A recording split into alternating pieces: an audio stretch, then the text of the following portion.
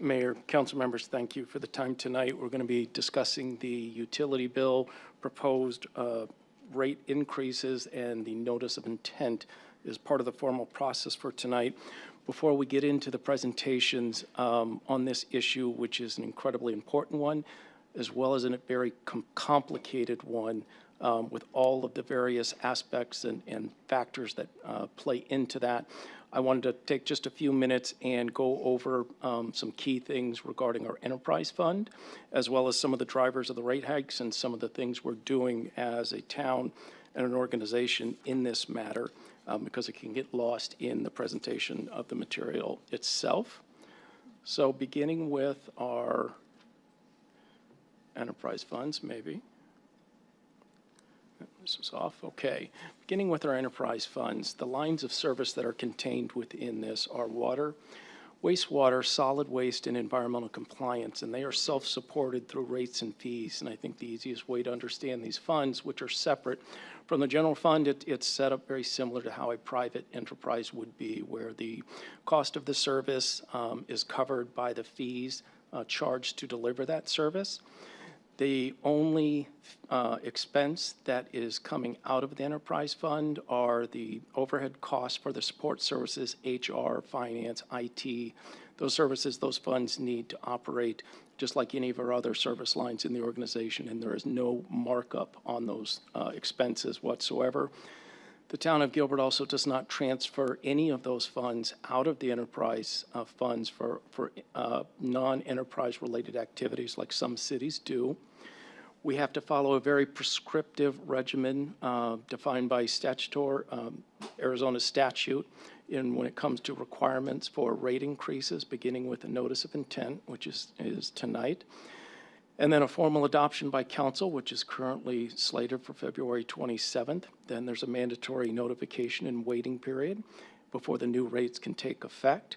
And the town has begun a process of reviewing rates every 2 years for potential changes to be more responsive to the needs and ensure that our funds are solvent and can operate. Another major factor of importance when it comes to these funds is our credit rating and the impact of that credit rating. And I'll use an example in our personal lives, our credit rating and how that will affect the interest rates we can get on a car loan or a home mortgage. And we know with home mortgages in particular, sensitivity to that rate and the subsequent interest is paid can total up to a lot of money in your monthly payment, as well as the interest cost over the life of that debt. It is no different when we issue debt. The better our credit rating is, the better interest rates we'll get when we do have to go to the markets to issue bonds. And that can total tens of millions of dollars over the life of that bond. Recently, Fitch just reaffirmed Gilbert AZ's Water Resources MPC utility system revenue bonds at AAA with a stable outlook. And I'm going to cover just a few of the things they highlighted in their review. Starting with the operating cost burden, the system's operating cost burden was considered very low at $3,458 per million gallons. This affirms that the rating agency views the operating costs of both water and wastewater enterprise funds as very efficient, a strength to the system, and a positive factor in the rating. Looking at the life cycle ratio, was deemed low at 35% in fiscal year 24. Planned capital spending for the next 5 years should generally outpace historical depreciation, supporting a continued low life cycle ratio. This affirms the strength of Gilbert's long-term infrastructure maintenance. Capital spending that keeps pace with or outpaces depreciation is a key indicator of a well-run utility for long-term sustainability. They noted some rating sensitivities, and these factors could lead to a negative rating action. First is failure to manage the rate adjustments in support of the CIP, sustained trend in capital needs increasing beyond what is supported by the system revenues. And Fitch also noted they will be watching the large volume of capital expenditure over the next few years closely to see how the town is executing on its plans. The major factors driving the current rate changes, and Rebecca Hamel on our water department manager will go into more detail on these, but the four major categories are the historic, ongoing, and worsening drought in the Southwest United States, and what we need to do to prepare Gilbert for impacts from Colorado River shortages. The Colorado River makes up 40% of our current water portfolio, and there is a very strong potential for stage 3 conditions, which would take effect in January 1st of 2027, and that would result in significant cuts in Colorado River allocations to all the cities that receive water from that source. Second factor is the cost of water itself, and again, I'm not going to dive into the details on this one. Rebecca will cover it in her presentation, but the cost of water is going up. There's inflationary pressure on our operations and supplies, and then our critical infrastructure needs, which were one of the biggest drivers of our rate pressure that we're currently experiencing. The North Water Treatment Plant that is under reconstruction right now and expansion, the 7 wells that again will prepare us for potential cuts to the Colorado River and making sure we can meet our peak demand, and maintenance and replacement of water-related infrastructure. Some of the things we are exploring and doing is evaluating cash versus bonds to understand what that impact is on rates, the available funding, and overall cost. We're looking at providing additional funding for our financial assistance programs. We're looking at different rate or tier options for agricultural users. We're researching the ability to serve septic users that currently that water that they use is not treated by the town and reused, either recharged or put into our recycled water program. We are looking at our incentive programs and to reduce water usage and new ways to incentivize reduce water usage and new programs that could be employed. And then we're doing a water meter audit, and I'll dive a little bit deeper onto this one because it is on for council action tonight. So the town has selected Kimley Horn and Associates, Inc. to complete a third-party audit with preliminary findings available in March 2026, including a public presentation to the town council. The town anticipates the water audit to strengthen public confidence in its utility billing practices. Looking first at the third-party team, Kimley Horn Associates will look at data and business operations analysis. AMKA Services will look at perform the infrastructure audit. And then M.E. Simpson Company will perform a 95% statistical confidence level for sample testing, and they are a nationwide leader in water operations and maintenance. From a transparency perspective, to ensure complete independence, Kimley Horn will have access to all relative systems and data, and the consultant will report findings to the council without town staff filtering or editing any of those results. The audit components itself, the data audit is the information flowing correctly. Operations and business practices audit, are the processes sound?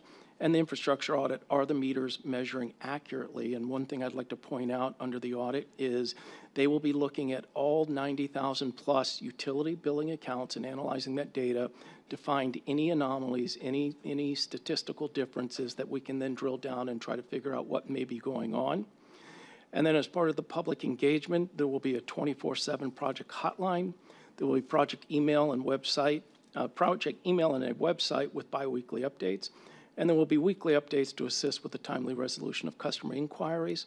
During this period of time, we are requesting anybody, if you believe there is an issue with your billing, with your meter, with anything to do with your water usage in the town, to continue to reach out to the town, and we will continue to address those matters as they are brought forward to us. With that, Mayor, that's everything I'd like to cover at the beginning. If there's no questions, we'll ask Isaiah to come up and begin the rate presentations. Any questions of Patrick at this time? Isaiah.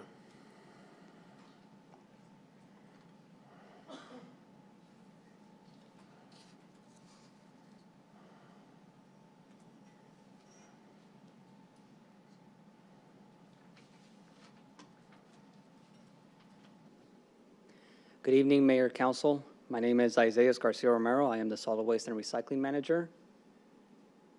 And as we get the presentation loaded, Rebecca Hamel, the Water Manager, will be presenting on the Water Enterprise Fund. I will be presenting on the Solid Waste and Recycling Fund regarding our utility rates.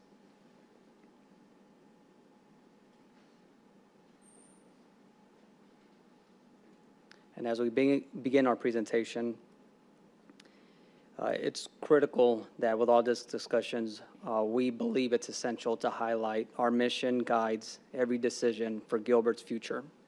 We anticipate challenges, we create solutions, and we help people thrive. Some solutions require difficult choices, but they prevent far greater problems. We cannot be successful in serving our community without our council. Council's direction is essential to delivering on Gilbert's high quality of life that we've all come to love and expect. Before we begin looking at the Solid Waste and Recycling Enterprise Fund on the rate pressures and the 2026 rate overview, I'd like to recognize the great men and women of the Solid Waste and Recycling team. I'm fortunate and grateful to be a part of such a dynamic and talented team serving our community. We'll begin by discussing the rate pressures of our Solid Waste and Recycling Utility Fund.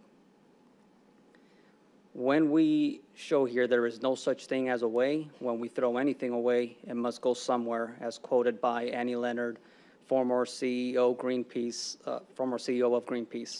In the graphics that you see here, you'll see an active landfill where refuse and our trash goes to get buried for decomposition. The other image is a materials recovery facility where recyclable items are baled to be able to be sold on the secondary market and have a second useful life. When discussing our rate pressures, we'll begin with our vehicle replacement costs. We've seen significant increases in capital costs for new collection vehicles. We want to point out that the industry replacement cycle is every 7 years, and we currently have a backlog of 1 in 3 vehicles that are due for replacement. Before 2020, we could purchase a refuse truck for about $285,000 with a 10-month lead time. After 2020, production delays and supply chain issues drove costs above $300,000 and lead time stretched to nearly 2 years. By 2021, the price had already risen to $325,000 as indicated by the first bar.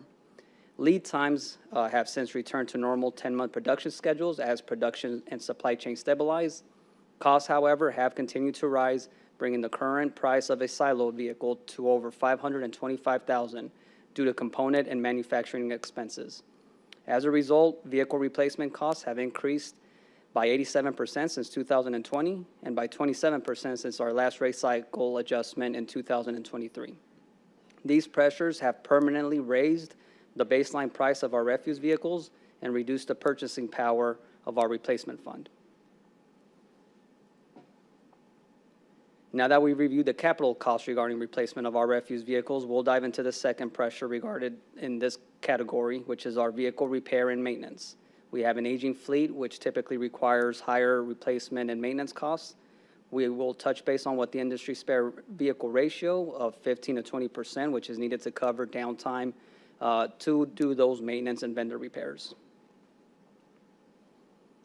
And looking at our residential siloed fleet condition, we see that the industry replacement cycle dictates that at 7 years, a vehicle should be replaced, meaning that at year 6, we'll place an order. At year 7, we receive that vehicle within that 10-month lead time of placing that order, and we'll replace the vehicle at its 7-year mark.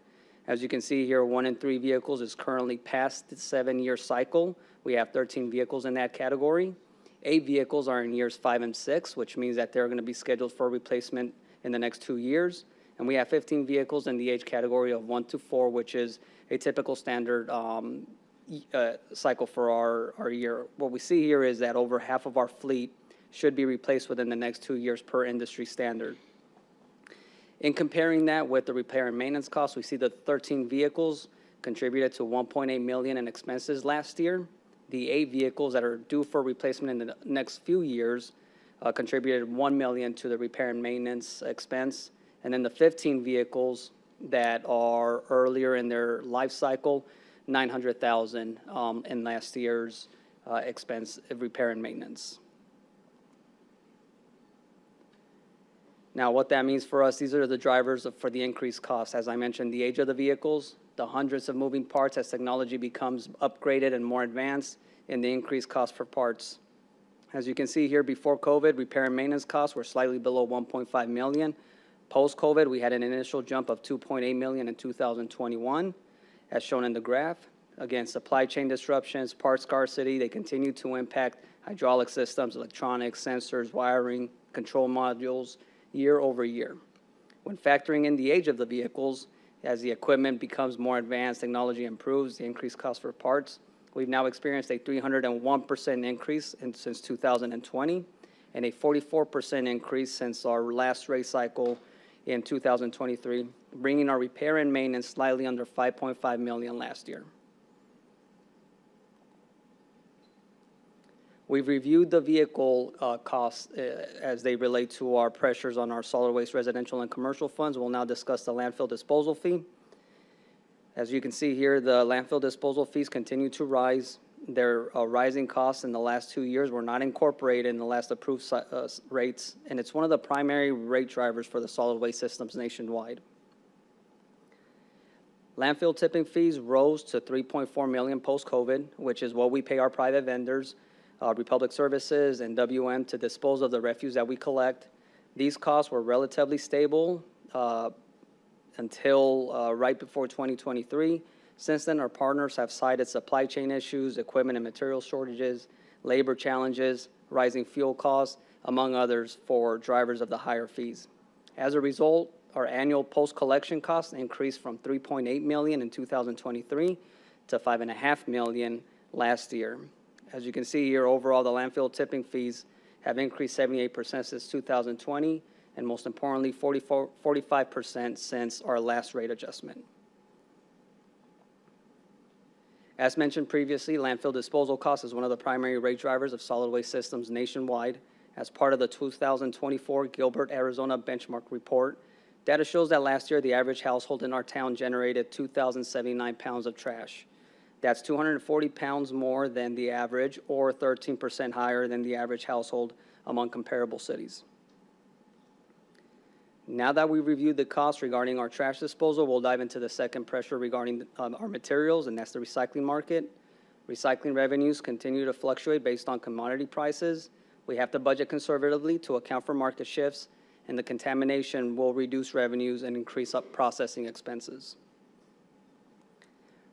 Recycling markets continue to fluctuate in response to global and domestic economic conditions. We observed strong commodity pricing starting in August 2023, with steady month-over-month increases continuing through May of 2025. Since then, the secondary market has softened, and we are currently experiencing a broader market downturn. Paper and cardboard decline is tied to national market pressure and lower mill demand. Two major third-party U.S. plastic processors shut down earlier this year, significantly impacting the plastic recycling market. These closures have reduced processing capacity, they've slowed the movement of material, and they've contributed to the instability in the market. Industry analysts expect these depressed conditions to continue for the next few months, although they do anticipate that paper and cardboard prices will not fall or decline much further. Metals continue to remain stable under moderate demand. What that means for our operations: because of ongoing market volatility and the uncertainty about when the secondary market stabilizes, we budget conservatively and rely on historical trends. Over the past 5 years, recycling costs have significantly fluctuated, with our highest annual cost reaching $800,000 in 2021 post-COVID, where we paid $36.02 per ton. The market improved in 2022, declined again in 2023, then recovered later in that year, continuing to strengthen through 2024-2025. As shown, last year we did receive a rebate of $5.83 per ton for every material that we took to our material recovery facility. During this 5-year period, our average cost has been $18.08 per ton. The overall charted data illustrates that significant fluctuations are driven by market conditions. In this graphic here, we're illustrating how our solid waste system operates in our community.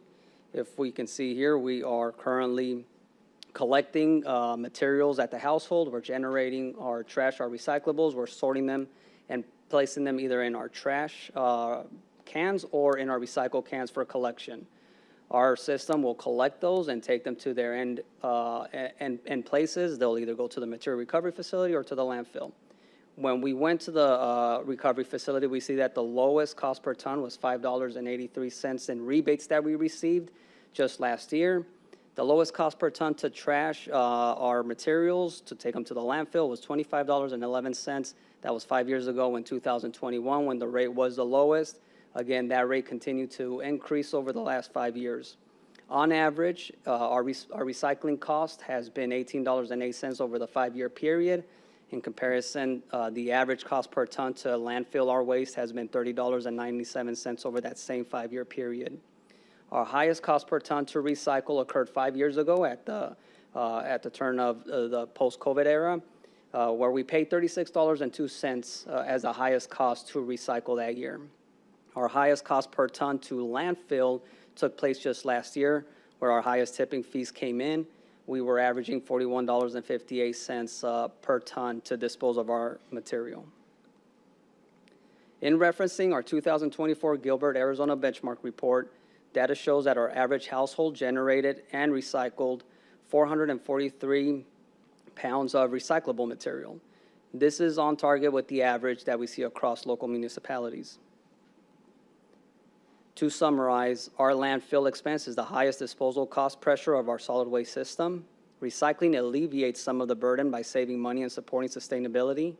Each ton of recycled material avoids landfill disposal fees, reduces overall operational costs, and provides long-term sustainability benefits, such as preserving the landfill capacity and extending the life of long-term infrastructure. In regard to our solid waste utility enterprise funds, bottom line, recycling isn't just environmentally responsible, it's the financially smart choice for our town. In referencing our 2024 Gilbert, Arizona benchmark report once more, we're comparing the waste that we generate and the materials that we recycle. Our diversion rate is less than average. Again, the more that we can divert from the landfill, the better it would be for our solid waste system and the utility enterprise. As such, we have additional programs to help divert material away from the landfill.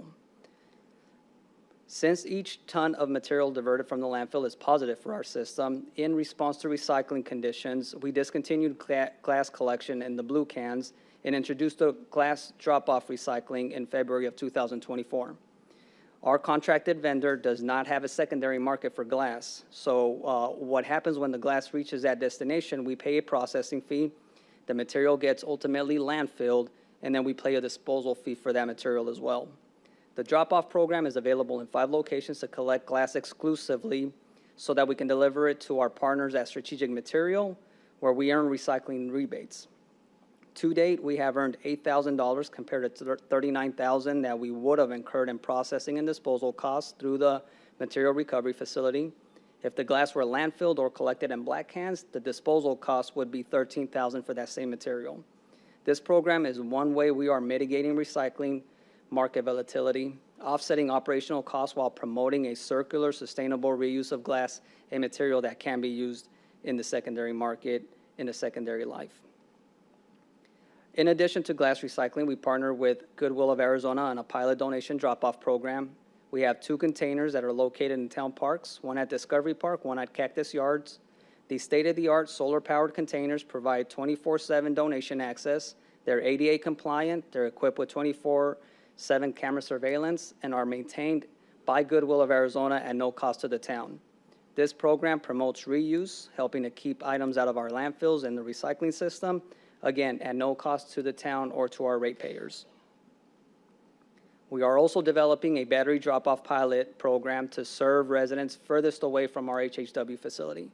These sites will support safe battery disposal, they'll encourage responsible recycling, and they'll help prevent operational expenses such as truck fires caused by lithium-ion batteries. We anticipate that these sites will be operational by March 2026, following some logistics planning that we're having with our team internally, staff training, and collaborating with our HHW experts and our teams over at the HHW facility. Now that we've gone over these rate pressures, we're going to go into how these impact the 2026 rate overview. Our solid waste and recycling residential services include weekly curbside collection of trash and recyclables. We have 10 uncontained bulk up pickups per year included in that, and we have year-round household hazardous waste facility as part of our residential services. Weekly curbside collection and trash recyclables makes up $11.5 million of the residential services budgeted expenses. We have uncontained bulk that makes up 1.6 million of our expenses, and our household hazardous waste facility contributing 334,000 to the expenses. The pie chart shows here that 85% of our expenses by category is contributed by curbside collection. Uncontained contributes 12.5%, and our HHW 2.5%. In looking at our residential 5-year operating fund cash flows, expenses shown here are higher than revenues through fiscal year 28. Our ending balance dips below the minimum fund balance. It corrects again in fiscal year 2029 with an ending balance above the minimum fund balance in fiscal year 2030. This model assumes a 2% revenue increase beginning in April of 2026. This model doesn't assume additional rate increases through fiscal year 2030, assuming current market conditions remain unchanged. We evaluate our 5-year plans every 2 years, and we adjust to meet the demands of the present day. This model does include the replacement cycles to upgrade our vehicles and replace some within the marks that they're needed at their end of life within that 7-year industry standard.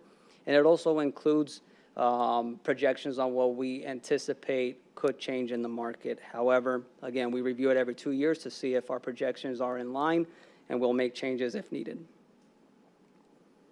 This is what it means for our residential customers. The 2% revenue increase that we need to meet the pressures of our residential fund means a slight monthly increase to these lines of service. Our standard household rate is a 90-gallon trash and recycling service. This service will see a 55-cent monthly increase. Residents can also opt into the other remaining categories in this chart or the alternative services if they like. Those monthly increases range between 14 cents and 51 cents. Again, we need a 2% revenue increase to support our residential operating fund. These proposed rates will meet the impact we see from our rate pressures. We also have our solid waste and recycling commercial lines of service, which include front-load collection and roll-off service. These support a vibrant economy and serve a diverse range of customers, including businesses and offices, retail stores, restaurants, to multifamily complexes and schools. We compete in the open market, meaning that these customers can shop around and select the hauler that they'd like to receive these services from. In looking at our 5-year commercial operating fund cash flow, the current ending balance in fiscal year 26 is at the minimum fund balance, but the projected revenues cover expenses through all 5 years, resulting in an ending balance above the minimum fund balance by fiscal year 2030. This model assumes a 20% overall revenue increase starting in April 2026. Again, no additional rate increases are shown in this model through fiscal year 2030, contingent upon stable market conditions. We review and update the 5-year plan for this lines of service every 2 years as well to meet current operational and financial needs. Here's an example of what this means for our commercial customers, which again can shop around for the best price, although we still believe we'll remain highly competitive with the private sector with these rates. We forecast an approximate 13% increase for our base rate payers. Using this example as one 3-yard container serviced 1 time a week, the current rate is $95.78. The proposed new monthly rate will be $108.23 for a monthly increase of $12.45. Again, this projects to a 13% monthly increase. If we're going to be offering smaller discounts for heavier users to meet the demands that we're seeing. Currently, when we add another container to this service, instead of charging the full rate of $191 for that secondary container, we offer a 21% discount for the rate of $151.68. In the proposed new rates, when another container is added, instead of paying the full rate at that new rate, the customer will receive a 17% discount, bringing the total to $180. This means that their actual bill will see a monthly increase of $28.45, or a monthly percentage increase of 19%. To summarize, we are needing to generate 20% of additional revenue to meet the demands of our commercial operating fund by right-sizing the cost of the services, by reducing the discounts, and staying competitive in the open market. Roll-off and commercial rates in this table are also part of the commercial services that we offer, and they reflect minor one-time or monthly adjustments based on the services selected by our customers. Again, these can also be shopped around for a different hauler. However, we still remain highly competitive in these areas. These services are available to commercial and residents needing specialized waste removal, large-scale projects. The major categories here are roll-off delivery, roll-off haul, and compactor haul. Those are the most requested service in these lines of services. These are charged per request, meaning when a customer requests it, that's the service is rendered, and we charge the fee. They're increasing by 4.5% to just a little over 6% across these lines, with the compactor haul costing $16.60 extra per service compared to the current rate. That's one of the highest ones that we see here. However, again, still competitive with the open market. The disposal per fee ton is a pass-through cost set at the current highest landfill rate fee. The highest last rate cycle fee was $34.50 2 years ago, and as I mentioned previously, those costs continue to rise year over year. The next highest cycle will begin in January 1st, 2027, when we will be charged through our vendors $44.66. Again, this is a pass-through cost that we'll be passing on to our customers for the landfill disposal fee. To summarize, we are needing to generate 20% additional revenue to meet the demands of our commercial operating system. The updated rates remain competitive with the private market. We're aligning our service costs more closely with the private sector, and we're supporting the commercial fund requirements. Any questions? Council, any questions this time? Thank you, Isaias. Thank you, Mayor. Thank you, Council. Rebecca.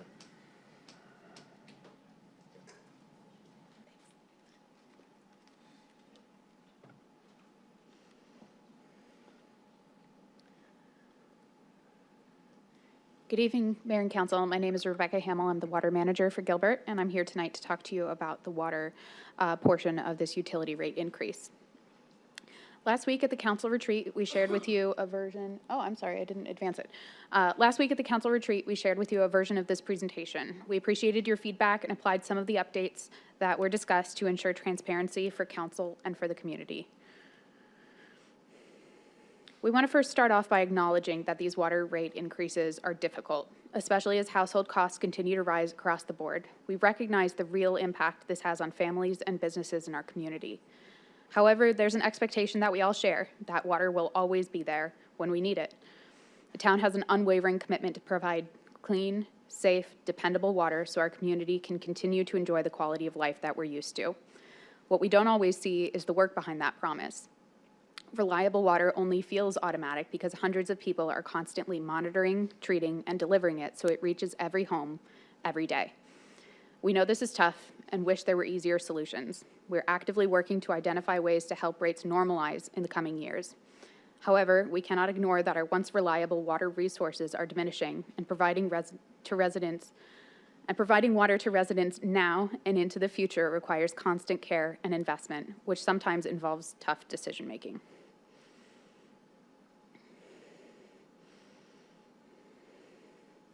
Before we get into the technical details, it's important to remind ourselves that when we talk about water, it's easy to think of it as something routine that just shows up when we turn on a faucet, but water is actually the center of everything that makes daily life in Gilbert possible. It keeps us healthy and safe. It supports our schools and our hospitals. It allows our firefighters to protect our community. It powers businesses and keeps our local economy strong. And it's part of what makes our neighborhoods thrive. So when we talk about water, we're not talking about convenience or preparing for future growth. We're talking about protecting life as it is right now for the people who already live here, for families, for seniors, for kids, for every household that depends on water every single day. Water isn't just a service, it's the foundation of our quality of life, and keeping it reliable is one of the most important responsibilities we have as a town. As we walk through the pressures on our water rates, there are really three main areas creating financial strain on the water fund. First is the water resource cost.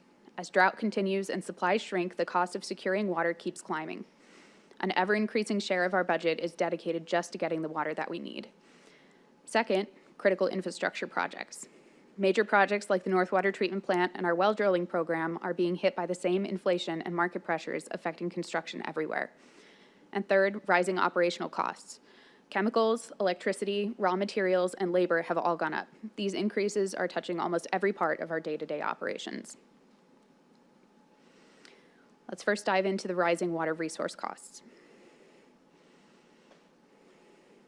We've been hearing news about the state of the Colorado River for many years now. The river remains over-allocated, the reservoir levels are unstable, and the 7 basin states have still not made an agreement for how to sustainably allocate the water that remains. The latest deadline for the 7 basin states to reach an agreement was on November 11th, 2025. This deadline has come and gone, and the states failed to reach a consensus on new operating guidelines. The current operating guidelines expire at the end of 2026, and without an agreement to operate the river in 2027 and beyond, the federal government will need to step in and impose its own plan. What all of this news about the Colorado River really means is that our access to water is getting much more expensive. It now makes up nearly 20% of the entire water fund's operating budget. We've been tracking these increases closely, and since 2020, the cost of CAP water has gone up 73%. Putting it another way, the same amount of water we bought in 2020 now costs us $3.5 million more in 2025. And it's not just CAP. Communities across the region are turning to new water sources to make up for shrinking Colorado River supplies, and those alternatives are significantly more expensive than they used to be. For example, Gilbert purchased water from the San Carlos Apache tribe in 2019 for just over $5,200 per acre foot. Today, many communities in the valley are now paying more than $20,000 per acre foot for similar long-term supplies. So the reality is simple. Water is costing more everywhere, and paying attention to these increases now helps us avoid even higher costs down the road. One thing to take away from this is that Gilbert planned ahead. We have a plan, and we have many projects under construction to make up for these lost supplies, but being prepared for drought costs money. In Gilbert, we get our water from several places: SRP, CAP, reclaimed water, and groundwater, but 41% of our supply comes from the Colorado River, and that alone supports about 120,000 people in our community. In 2026, we're losing 17% of that Colorado River water. Some of it is required because the river is shrinking, and some of it is voluntary so we can help stabilize Lake Mead and earn grant funding to support local conservation projects. To deal with these cuts, Gilbert is strengthening operations, managing our water sources carefully, and pushing more conservation. So even though we planned ahead, keeping water reliable takes real work and real investment to make sure Gilbert has enough water now and into the future. Excuse me. As we look for ways to conserve water in the community, it's important to understand where Gilbert is using the most water. This graph shows that single-family homes use most of the water in Gilbert, about 69%. After that, commercial customers, then apartments, schools, and municipal buildings. Because households use the biggest share, that's where we focus most of our water conservation efforts. And here's why it matters. Water in Arizona, a desert, is scarce. Every gallon that we save is a gallon that we don't have to find, buy, treat, and deliver, and that saves money for everyone who pays a water bill. When we look at what drives higher water bills, our research indicates outdoor water use is one of the biggest factors. Gilbert is actually very efficient with the water used inside of our homes. We can clean and reuse 100% of the indoor water returned to us as reclaimed water. That means showers, sinks, and washing machines all help us stretch our supply and keep long-term costs down. But outdoor water use works differently. About 50 to 70% of water is used outdoors. For lawns, landscaping, and irrigation, it's gone for good. It doesn't return to our system, and we can't reuse it. That puts more pressure on our water supply and makes it more expensive to replenish. So when we talk about conservation, it's really outdoor water use that makes the biggest impact, both for individual households and for the community as a whole.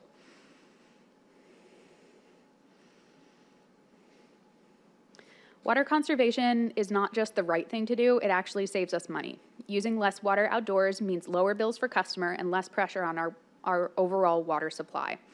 We offer lots of programs to help people cut down on outdoor water use, and many residents are already taking advantage of them.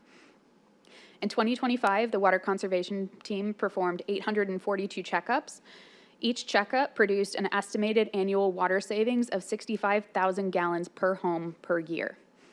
This translates to 54.7 million gallons of water saved from our conservation programs. We know our conservation programs are working, but we also know that it costs money to run these programs. And so in order to offset these costs, our Water Resources and Conservation team helped bring in over $28 million of state and federal funding for the Water Savings Project in the past 2 years. This included $6.3 million in grants from WIFA, $2 million from the Bureau of Reclamation for Water Smart Water Efficiency Savings, and $16.9 million from the Lower Colorado River conservation efforts. All of this helps stretch our water resources and reduce the long-term costs for the community.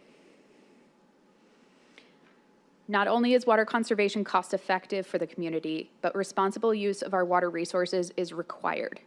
In 1980, Arizona recognized that our groundwater supply wasn't unlimited, and the state created the Arizona Groundwater Code to protect it. Areas that relied heavily on groundwater were placed under special management rules called active management areas, or AMAs. Gilbert is a part of the Phoenix AMA, one of the largest and the most regulated in the state. As a member of the Phoenix AMA, we're expected to balance how much groundwater we pump with how much we put back into the aquifer. In other words, we can't withdraw more groundwater than we replenish. To stay in compliance, Gilbert has to follow a number of best practices, and we take those seriously. Some of the ways we do that include running water conservation programs, offering resources and tools for customers, hosting community education events, tracking and reporting our water conservation progress, using a tiered rate structure to encourage smart water use, monitoring and reducing water loss in our system, and protecting groundwater and replenishing what we use. All of these efforts help make sure we're managing our water supply responsibly now and into the future. Now that we've talked about the water resource pressures on the fund, the next rate pressure I'll be talking about is our aging infrastructure. One of the other biggest pressures on the fund, or biggest pressures on our water rates, come from aging infrastructure and the rising costs of fixing or replacing it. Even though inflation has started to level out in some areas, construction costs are still really high, especially for big projects like treatment plants, wells, and major pipelines. These are the kinds of projects that keep water flowing safely to every home and business every day, and avoiding these means risking failure of this critical infrastructure, which is not an option. So while things are stabilizing a bit, the truth is that building or repairing essential water infrastructure is still a lot more expensive than it used to be, and that puts real pressure on our water budget. The work we have to do hasn't changed, but the price of doing it has gone way up. One of the biggest projects we're committed to, and one of the most important, is the North Water Treatment Plant reconstruction. This project is the largest investment in Gilbert's water system and a major part of our long-term water resiliency. Here are some quick by-the-numbers on the project. The good news is that we're making huge progress. We've passed our 50% milestone for construction completion, and we're now less than 200 days away from the treatment complex coming online. We're now around 400 days from fully transitioning water production to this brand new facility. Once it's finished, the North Water Treatment Plant will provide 70% of Gilbert's entire water supply.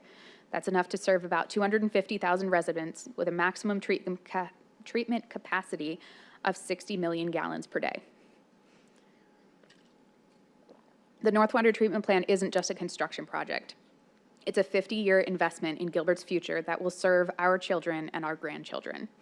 This treatment plant ensures that our water services remain reliable, safe, and available as our community grows. Another major initiative we're investing in to keep Gilbert's water future secure is our well program. This program gives us access to groundwater at various sites across town, and it's a huge part of our long-term water resiliency strategy. These wells are especially important during drought conditions, including the shortages we're already seeing on the Colorado River. Here's where things stand right now. We have a total of 20 wells that are currently available within our water portfolio. Those 20 wells are capable of serving up to 52,000 residents. We also have 8 new wells under construction that will be added to our groundwater portfolio. Drilling is complete for these wells, which is a major milestone. However, finding water in the desert is a challenge, and finding high-quality water is even more rare. Some of the wells that we drilled have mixed water quality challenges. We're now working on the treatment and blending designs for the sites that need it to make sure that the water meets all safety and quality standards before entering the system. So just like the North Water Treatment Plant, this well program is another big strategic investment to maintain Gilbert's water resiliency, both today and for the future. It gives us options, stability, and flexibility when other supplies face pressure. Not only are we seeing cost increases on our major infrastructure projects, we're seeing rising costs across nearly every sector, which means that treating and delivering the water like we have always done now costs more. The next rate pressure I'll be speaking about is how those operational costs have increased.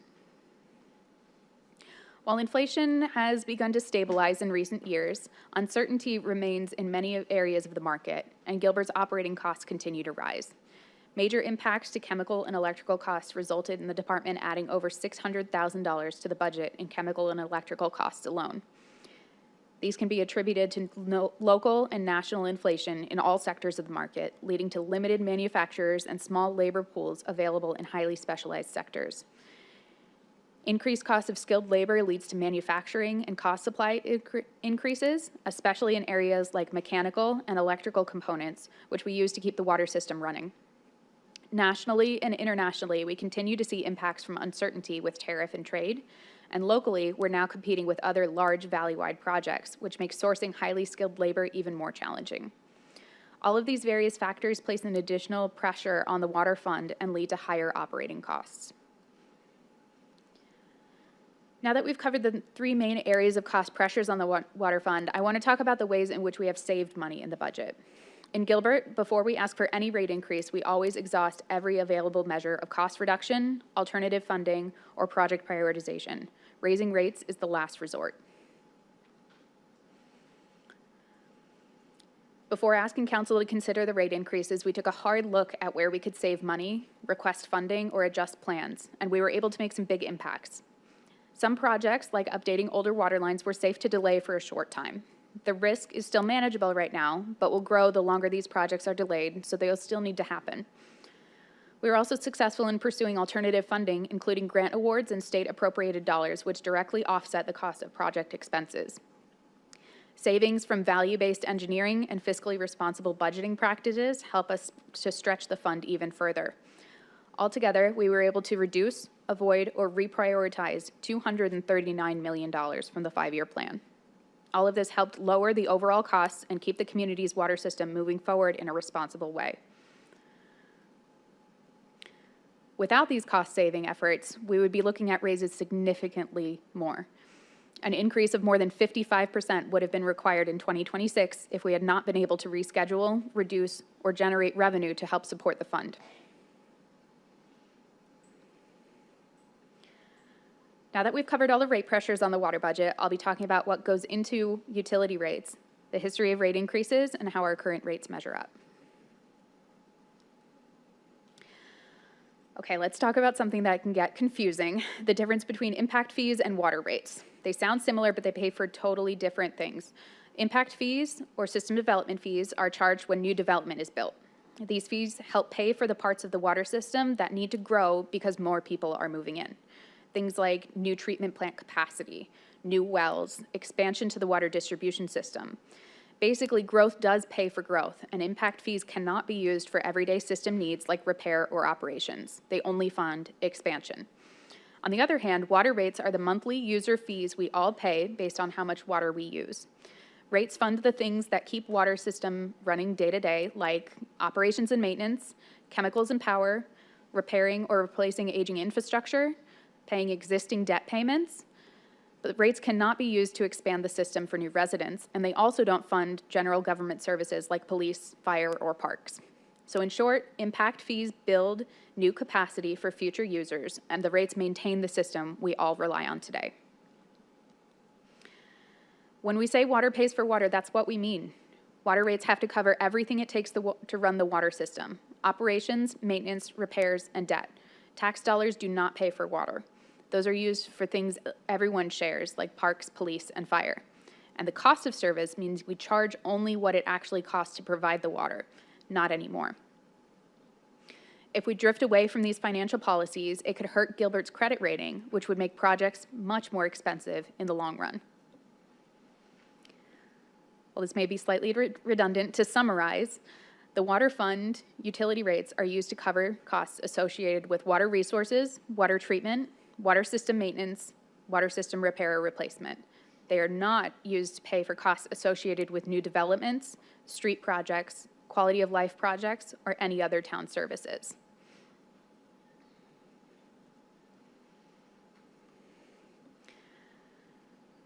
Similarly, each of the other 3 lines of service in the utility bill are also solely used to fund the operations of those services. A typical utility bill is made up of 4 different lines of service.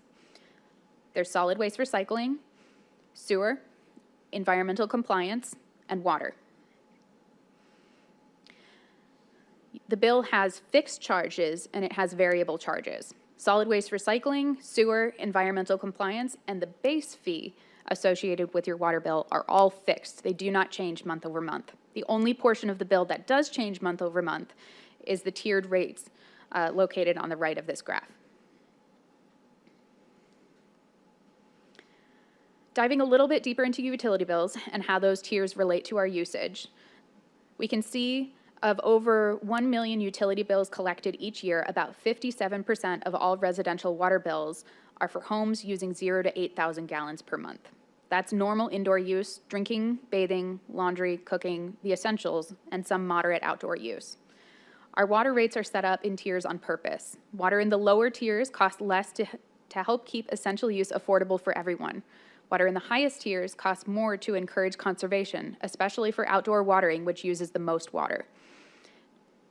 Now, if we look at the other end of the chart, only 1% of all bills consume more than 50,000 gallons per month. But that small group uses 7% of the town's total water supply. This tiered rate structure helps keep basic use affordable while encouraging high-volume users to conserve. This chart shows how the utility bill changes as water use goes up. The fixed parts of the bill, sewer, solid waste and recycling, environmental compliance, and the meter base fee stay the same no matter how much water is used. We can see those bands across the bottom. Excuse me. What really changes is the volumetric charge, or the water consumption cost. At low usage, the bill is mostly made up of those fixed charges.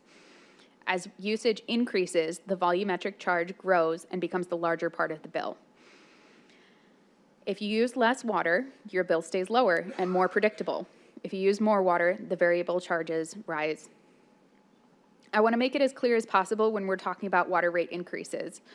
We're not talking about a total percentage increase on all lines of service in the bill.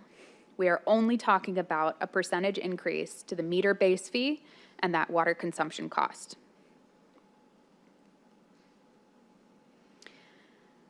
Now, we took a look at the 3/4 inch meter. This is a very similar slide that looks at a 1 inch meter. The overall shape of the chart is familiar. Fixed charges stay steady and volumetric charges grow with usage. But there's one key difference, that the meter base fee is higher for the 1 inch meter. You can see it in that red-orange band. It's thicker than in the previous slide. Large meters are designed to deliver more water faster. That means they place a greater demand on the system and require more robust infrastructure to support them. The higher base fee reflects that increased capacity. It's not about penalizing larger properties. It's about ensuring the system is funded fairly based on the service level provided. This slide helps reinforce that utility rates are not one size fits all. They're carefully structured to reflect both usage and system impact. For customers with larger meters, it's important to understand that the higher base fee isn't just a flat charge, it's tied to the scale of service they receive. What we can also tell from these 2 graphs is that customers' water bill or utility bill is highly individual, and it depends on each customer's unique situation. Now, we realize that many customers are struggling with increases to their utility bills, and it's important that Gilbert's water services remain affordable. In February, the ASU Kyle Center for Water Policy released a report on tap water affordability. In this report, the study evaluates the household burden of water services in communities in Arizona and nationwide. The report calculates the household burden as the cost of water service for 4,000 gallons per month, which is enough to cover indoor water use and a very moderate outdoor water use, basically enough to live on. And they took that the cost associated with the 4,000 gallons per month as a percentage of the monthly income of the lower 20th percentile of the community. So a person making the lower 20th percentile in a community, what percentage their water bill at 4,000 gallons per month would be. And the report considers a value less than 2% affordable. This report also showed that the Arizona average was 1.42%, the national average is 1.44%, and Gilbert's current rates were 1.01% of the 20th percentile income. Even though it meets the definition of affordability, we realize that many Gilbert customers are still struggling to keep up with these rising costs. And that's why we offer utility bill assistance for residents making up to 120% of the area median income, which is $79,140 for a single person. Or any residents that receive assistance from other programs would also automatically qualify. The discount covers $30 per month towards the utility bill, and to date, we have 591 clients enrolled and have issued over $76,000 in discounts. As we evaluate utility rate increases, we will continue to monitor and adjust this program to provide assistance to the residents that need it most. Now, I'd like to show this timeline to remind everybody of the history of utility rates in Gilbert over the last 20 years. We went 8 years without a water rate increase in 2010 to 2017, and 13 years without a rate increase in solid waste recycling between 2009 and 2021, with 2 rate decreases during that time frame. In recent years, we've followed Council's direction to review the utility rates every 2 years, alternating which funds are considered for rate adjustments in an effort to spread out the impact to customers. This 2-year evaluation timeline aligns Gilbert with the best practice of the industry for fiscal stability in the 4 enterprise funds. Here is a summary of the options given before you in 2023. As a reminder, we had 3 different options. There was an all-cash option, which required an immediate increase of 130%, a bond option, which required an immediate increase of 95% with a $205 million additional debt, and then a cash bond option, which required an immediate increase of 50%, a 25% increase 1 year later, and another estimated 25% increase 2 years after the initial increase. We are now in that 3rd year. The plan also included $80 million in new debt, and this plan was preferred because it was a phased increase that allowed customers to prepare for this increase over time.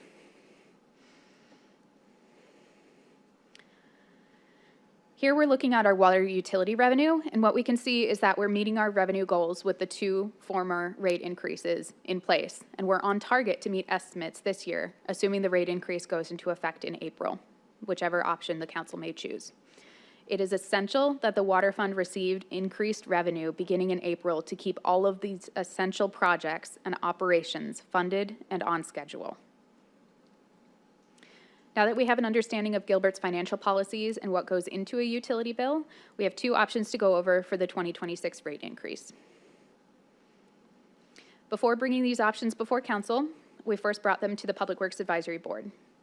This board reviews and makes recommendations to the council regarding the strategy, approach, and fund planning of initiatives and large-scale infrastructure projects across all divisions of the Public Works Department. We brought before them the water and solid waste recycling rates. We reviewed the water and solid waste recycling rate fund pressures. They evaluated initially 3 different rate options for water and 1 for solid waste recycling. The board asked for 2 additional options for water and ultimately recommended 1 option with support of a 2nd option for council to consider. In making these decisions, the Public Works Advisory Board used these 5 decision-making criteria in order to form their recommendation.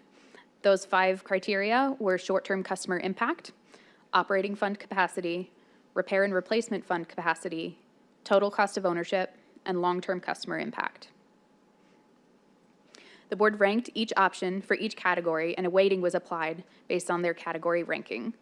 And ultimately, the board ended up ranking option E first. Option E is a modification of the original planned 25% increase, but it's more gradual. So instead of a single increase in April of 2026, this option includes a 14% increase in April of 2026 and a 14% increase in April of 2027. Ranked closely second was option A. That was the original plan April 2026 increase of 25%. Following that was option D. This was the all-cash option, and it had the highest increase, but included no new debt to the fund. And then the two bond options of varying amounts, which issued more debt, but ended up resulting in a lower operating fund balance, with option C likely requiring future increases to remain stable. So getting into the details of these options, I'm showing before you option E. This model assumes a 14% increase in 2026, a 14% increase in 2027, and then an estimated 5% in 2028, 0% in 29, and 5% in 2030. As we evaluate rates every 2 years, this is what we know with the information that we have now, and we will revise those numbers at the next rate study. And so for the operating fund, we can see that there's an estimated $33 million new bond needed in this operating fund. The fund balance will dip below minimum in 2029 and sit right around minimum in 2030. This option includes increased contributions to the repair and replacement fund so that we can continue to protect our critical infrastructure, and an estimated $80 million bond on repair and replacement.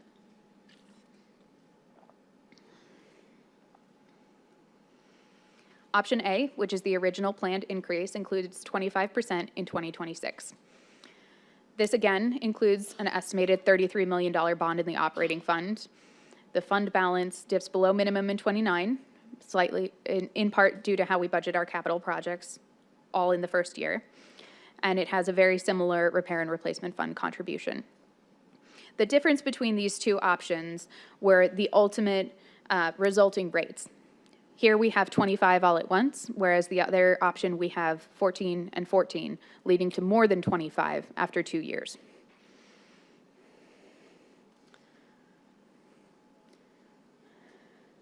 So here we're looking at a utility bill comparison. This is the total utility bill, not water only. The total utility bill, assuming all 4 lines of services. We show the current 3/4 inch total bill as compared to option A in red, option E in yellow, and then orange for the first and second year. What we can see is option E for 2026 is lower than the other options. But option A, which is for 2026 and 2027, still remains lower than option E in 2027 due to the additive nature of those 2 separate rate increases. It's for this reason that the Public Works Advisory Board ultimately recommended option A. Here we see a very similar slide with a 1-inch meter utility bill comparison, and the same trend where option A remains the lower of the 2 options after fiscal year 2027. So I'm going to go through a few examples here on different water usage and what those total utility bills look like. Here we have a minimum usage case scenario. This is a customer that may live in a 1,500 square foot home, have a desert adapted landscape, have water efficient appliances, low indoor water use, and is very conscious of all utility costs. We can see what their total utility bill would look like with a 3/4 inch meter and a 1-inch meter for that 4,000 gallons. Next, we have an average water user. This is a moderate single-family home, small container garden on the patio, no pool, moderate landscaping, daily showers, and moderate indoor water use. They're using 8,000 gallons, and we can see what their utility bills look like on a 3/4 inch meter and a 1-inch meter. And I will have a summary slide at the end of these. Next, we have an above-average user. This is a moderate single-family home with a medium-sized yard with grass and a play area, a pool, sprinkler, slip and slide in the summer. 4 people means multiple daily showers and baths, and higher indoor water use. They're using 15,000 gallons per month, and we can see what their utility bills look like with the 3/4 inch meter and the 1-inch meter with the 2 options. Next, we have the high usage. This might look like a 2,500 square foot home on a 1/4 acre lot with mature landscape with grass and trees, a medium-sized swimming pool, front and backyard landscapes that aren't drought tolerant. They use 25,000 gallons a month. We can see what their utility bills look like with 3/4 inch meter and 1-inch meter. The last, we have the very high usage case. This could be a 5-bedroom custom home on a 1 acre lot with a large pool and a spa and water features. They may feature an outdoor kitchen with multiple entertaining areas, have high-maintenance landscaping that receives very frequent watering. This customer might use 45,000 gallons of water per month, and we can see what their utility bills would look like with a 3/4-inch meter and a 1-inch meter. Now, I want to summarize what these two options look like with each option. Option E, we can see what the current utility bill for a 3/4-inch and a 1-inch meter looks like, as well as the difference between the existing bill, the first year of rate increase with option E, and the second year rate increase with option E. And I want to note that the lines that list 2027, that is the second year of the planned increase under this option, and that is the total amount increase. That's not in addition to the line above it.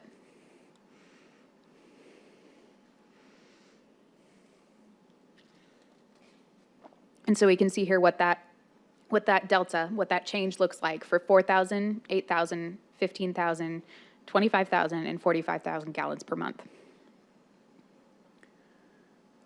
I have a similar slide here for option A, a little bit simpler since this is just one and done. So this is what the delta, the change to the utility bill for a 3/4-inch meter and a 1-inch meter with low usage, average usage, above average usage, high usage, and very high usage looks like.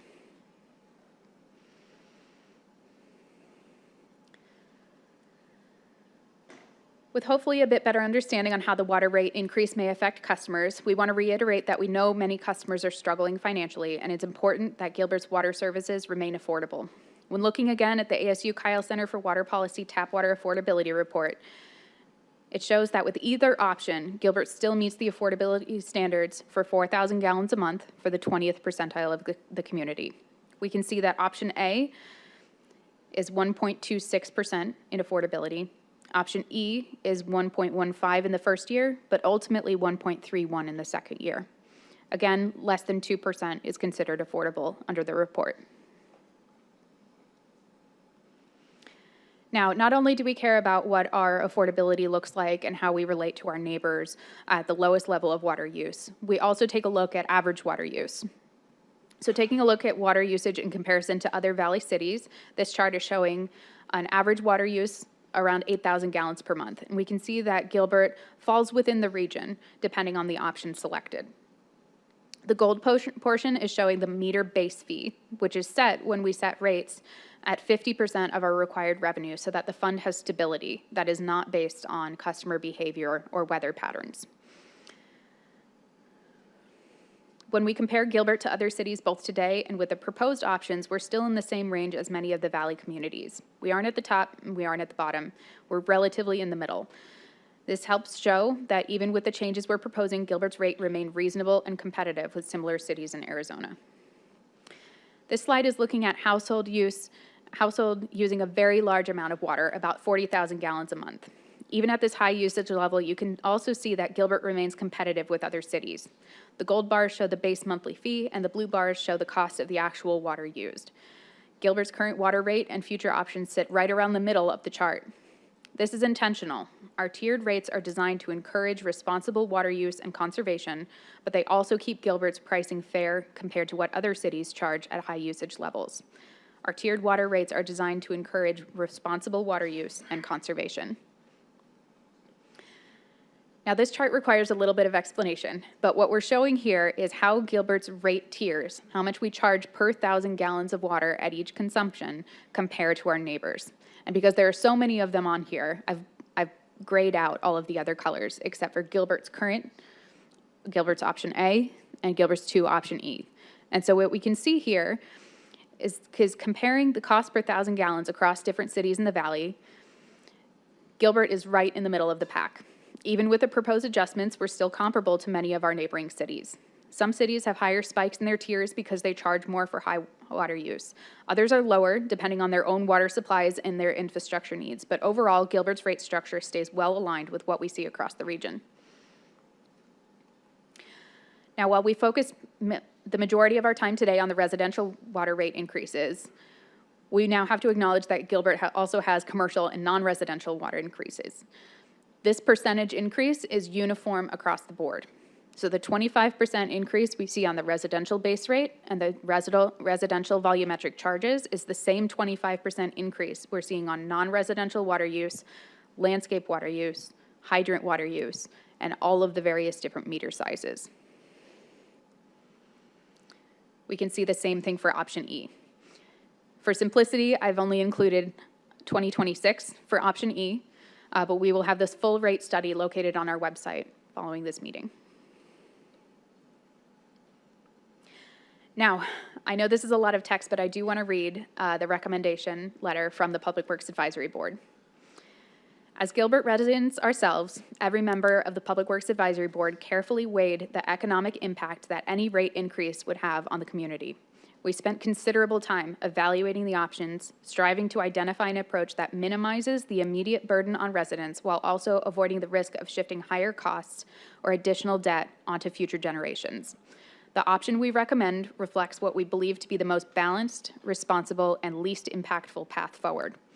Based on our evaluation, the Public Works Advisory Board recommends that the Town Council approve a notice of intent to increase rates and fees at its meeting on December 16th and set a public hearing for February 17th, 2026.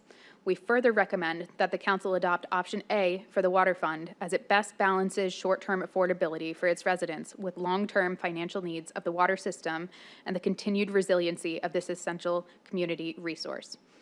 Written by Sam Elliott, Public Works Advisory Board Chairperson. Now I want to be clear, what we're asking for tonight is not a final decision. We're seeking approval to publish the notice of intent, which sets the maximum amount that rates can be increased and starts a 60-day clock. During those 60 days, we will be publishing the rate study and working on community outreach efforts prior to bringing the increases back to Council for consideration or adoption on February 17th.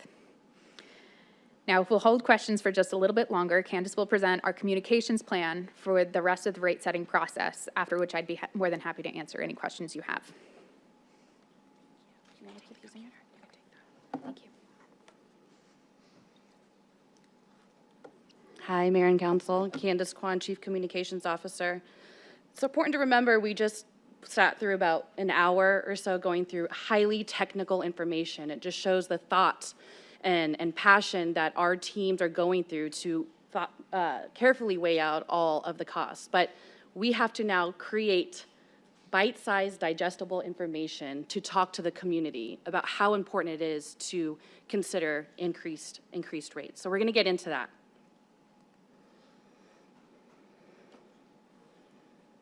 The first thing is just establishing the goals.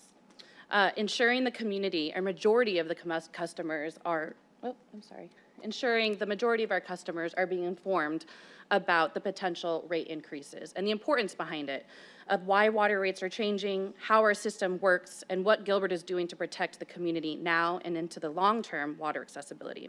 When customers have facts, hopefully the conversation should become clearer and more grounded in shared understanding. Our goal isn't to just notify people, it's to empower them with accurate knowledge and help them plan, conserve, and trust the complex work being done on their behalf. The objective is people engage in different ways, online, in person, through email, on social media, or simply by reading their bill. Our strategy is to show up in all the places residents naturally spend their time with clear, accessible information that fits their daily routines. Whether it's quick, scroll-friendly messages for busy families, deeper dives for those seeking details, or in-person conversations for residents who prefer dialogue, we'll continue to deliver information in ways that feel natural, convenient, and respectful of how people live. Before we get into any strategy, we want to acknowledge that we did conduct 3 listening sessions because we wanted to hear from the community. The town has now completed all 3 of them. The format was comprised of tables where a council member, staff subject matter expert, and note taker engage in a 2-way conversation with residents for up to 20 minutes or even more. Notes were taken to ensure feedback at any action items were appropriately accounted for. Over the span of the 3 listening sessions, a total of 93 residents attended. We want to send our sincere thank you to those residents who attended, as it's people like them who helped shape Gilbert.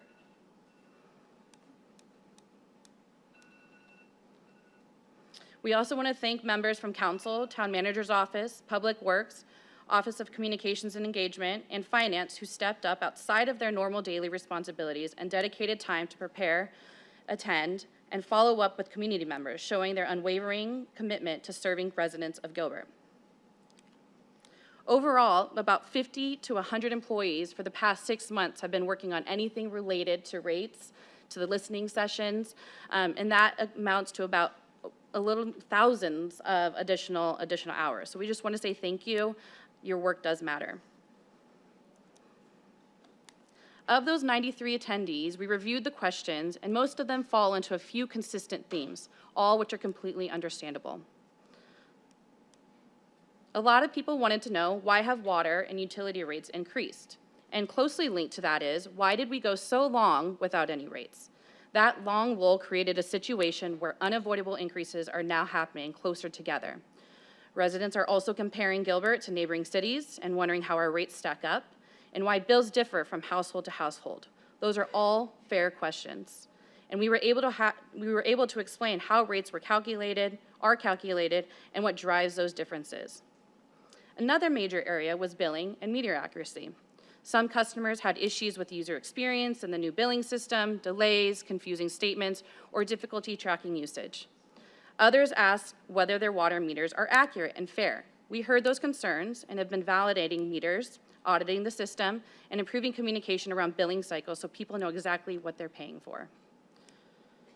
We also heard a lot of questions about growth and development, things like, is growth causing higher utility costs?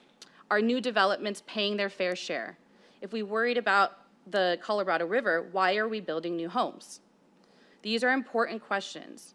We assured them that developers do pay their share of fees, and the decisions about land use and development are tied to long-term planning, affordability, and state requirements. And finally, we heard about communication and customer service. Some customers felt previous interactions left them frustrated or without clear answers. We recognize that, and we will continue to iterate on our strategies without straying away from best practices to provide plain language updates. In short, people want clarity, they want fairness, they want reassurance that the system is accurate, responsible, and sustainable. And we are committed to doing just that, and you'll see what we're planning in the next coming weeks. What we know when people are worried about their bills or trying to understand why changes are happening, they turn to places where conversations feel easiest, often online. And those conversations can feel big, fast, and overwhelming. What we've learned is that online discussions usually represent a small group of highly engaged residents, not the whole community. And that doesn't make those voices any less important. It just means it isn't the entire story. We truly listen to every concern. We expect questions and frustrations, especially when household budgets are involved. Every comment, every email, every call matters to us. And at the same time, most residents engage in quieter ways, paying their bills, conserving water, or simply expecting the service they rely on every day. Another way to put it into perspective, Gilbert has about 300,000 residents. That's similar to size of large cities like Cincinnati, Ohio, or St. Louis, Missouri. And of those residents, abound a little over 90,000 utility customers. And of those customers, more than 76,000 customers have created an account in that new portal. That's a 95% more than what we had within the old portal, showing that our communication efforts did connect and inform majority of our customers. And of those customers, only a few hundred people drive those online conversations, small but mighty conversations that we know are important. But a smaller number have joined in our in-person listening sessions. That's why we need to remind ourselves that we see online conversations often reflect emotion and not the size. So we listen widely, online, by phone, face-to-face, and we focus on the long-term community needs, data, and decide responsibly for the betterment of the community. In the end, strong opinions matter, but so does the quiet majority who expect steady service and thoughtful planning. Those are the purpose behind these tough decisions, protecting people, protecting daily life, and protecting our future access to water. So as we go into that, we're looking at the strategy that's going to go through and inform how we're going to be speaking to the community and where they want us to listen and engage. It's important to look at the demographic of majority of our community. About 30.4% are between 25 and 44 years old. That's a little over our 290 of the makeup of the 290,000 residents. The median age is 34 years old, and a third of that population is under the age of 18. This is a snapshot of our media consumption. So as we're going into and we're starting to look at the types of materials and communication assets that we're going to be developing, we're going to be looking at the most media consumption that our community is engaging with. You'll see in the dark that it's mostly digital, social, and traditional. A bit of print as well. And then this is our toolbox. Based off of that media consumption, we consider every single one of these assets. I would say about maybe 85 to 90% of these toolbox assets were utilized when communicating the most recent increases. Additionally, we wanted to double click into traditional marketing strategies because this is the most direct way to inform and connect and create informed citizens. But the backside of that is it is very costly. You can see that the mailers, so if we were to send a mailer to every single utility customer, it would cost about $40,000. And we did that, the last rate increased. So every single resident or customer did receive a direct mailer, but again, it is quite costly. So based off of the strategy that we would be developing, there are key messages that probably you saw throughout the presentation, Rebecca's presentation and Isaiah's presentation. One is water is life, and it's getting a lot harder and more expensive to provide. Two, before raising rates, we cut or deferred every cost we could. Most customers are average water users. Gilbert's rates are higher, but do remain affordable. And yes, growth pays for growth. And based off of that strategy and approach is the timeline. We are going to start communicating tonight, all the way until April 2026, and most likely thereafter to ensure everyone is informed of the essential need of the potential rate increase and what it means to ensuring that we have water now and into the future. I think that's it.